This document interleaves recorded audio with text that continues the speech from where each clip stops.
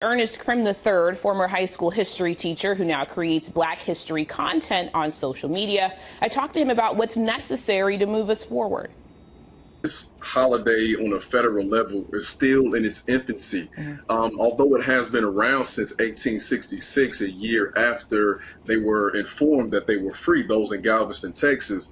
In terms of in the public eye, in the public spectrum, people are just finding out about it. So we're still trying to put things together. And what's interesting about Juneteenth and the experience that we have as Black Americans is that it's not that we're just celebrating, it's that we're still working on what freedom actually means for a group of people who don't truly have full equity and freedom yet in this country. So I think that a component of our celebration has to revolve around what was done historically, of course, starting in Galveston, Texas. We must go to the root and understand that's where it started. It didn't start in Chicago, New York, or LA. And then we also have to understand that another component of that has to also deal with not just a celebration, but like you said, what are we doing moving forward?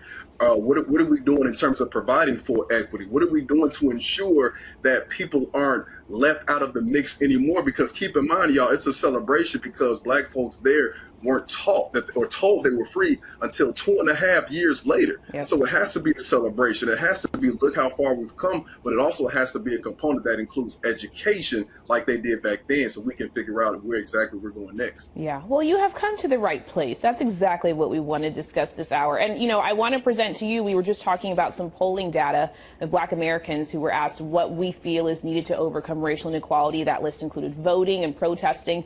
But I wonder what would be on your list. And I know that's kind of a loaded question to ask a former history teacher, because I know you could name a bunch of things, but what are some things that you think are important for people to think about? Yeah, I think for Black folks, especially those who descend from slavery in this country, the first thing we have to do in terms of like what we do moving forward is heal. And I think we have to understand whether we've dealt with overt racism, you know, or whatever. We've dealt with racism in some capacity. It could be just systemic. It could be just a secondhand trauma watching videos. I think we really have to do the work to understand what it means to heal. I love that input, because you can always kind of feel like you have to do something, but if you don't heal within, then that work never really actually gets to benefit you. So I really love that you took that angle. I want to end on this note. You know, a lot of discussions happening right now, and that will always be happening in the news and the world around us, that have to do with race. So right now it's book bans, it's African American history, it's doing away with diversity and inclusion efforts in some states. What does that communicate to you about the work that we still have to do with our society?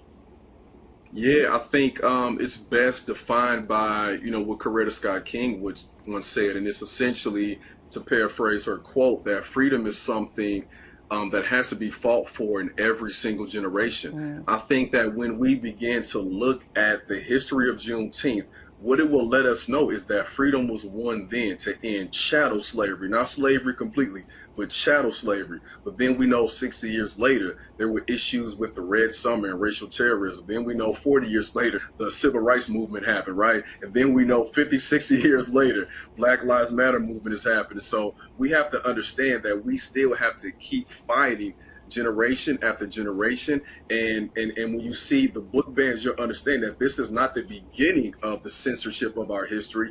It's a continuation, because remember, they found out they were free 2.5 years later. And also remember that one of the first things they did to stop us from rebelling was to ban literacy, to make sure that we cannot read, to make sure that we cannot come together, and to make sure that we cannot celebrate who we are, and to communicate these messages of empowerment. So this is just a continuation, y'all. It is not the beginning.